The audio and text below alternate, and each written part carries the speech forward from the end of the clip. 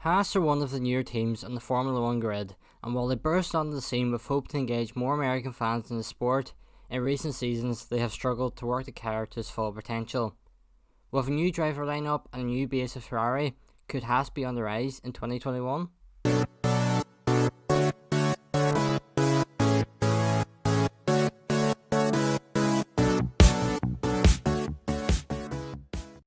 Before we talk about Haas in 2021, let's go back quickly to 2016, where Romain Grosjean and Esteban Gutierrez drove for the American team, where on his debut, Grosjean scored a very impressive 6th place finish. Would Haas be at the front of the midfield in their debut season?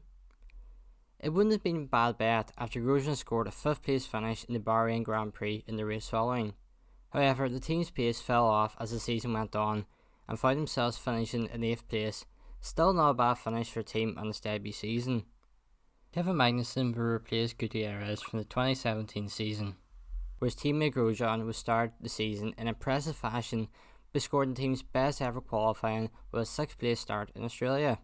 The team would impress throughout the year, but would remain in 8th place come the checker flag in Abu Dhabi, after Renault closed the gap enough to overtake them in the final few rounds of the season.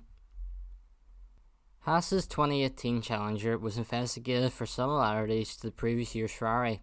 Does this sound familiar? They impressed in Australia yet again, qualifying in 5th and 6th for the race, but after running in 4th and 5th, they had to retire a lap apart for the tyres not being correctly attached to the car. In Austria, they would finish in 4th and 5th, and after passing the previous year's point tally after only 9 races, the American team would finish the season in an impressive 5th place. The 2019 season for Haas didn't go to plan. For starters, they had a title sponsorship with Rich Energy that only lasted half the season and was surrounded in controversy.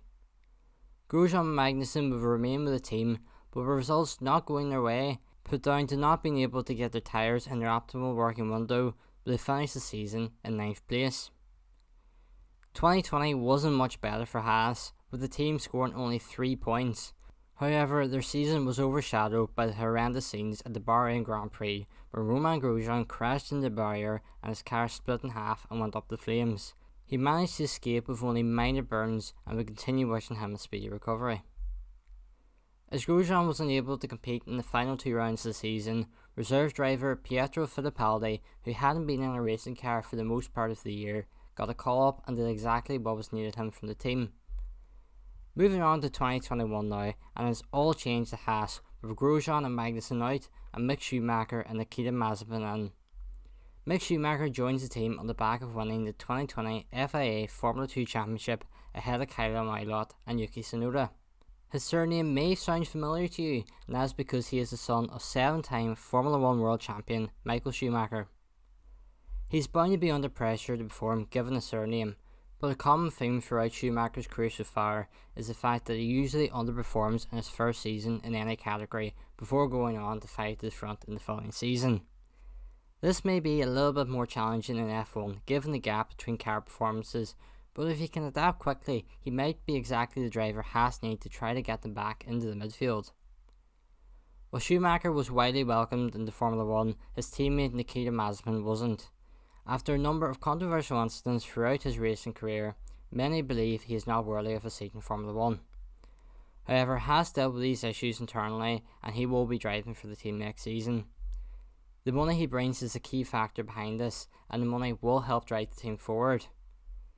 He also makes a step up from Formula 2, but only managed a 5th place finish, and while he got a super licence, he wasn't able to fight at the front throughout the season. But the midfield battle packs they had may be useful given the car they have in Formula 1. The current team principal is Gunther Steiner, who's been with the team since the very beginning back in 2016.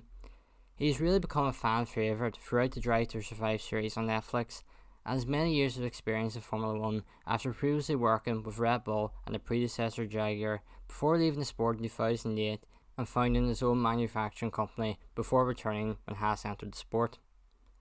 This season may be challenging for Haas due to the pressure they are under to get rid of Mazepin and the fact that they have the son of a 7-time world champion in the car. Schumacher brings great marketing opportunities for the team, and while Mazepin will probably have a negative effect on these, the money the team will be bringing in from both of these drivers will be much needed.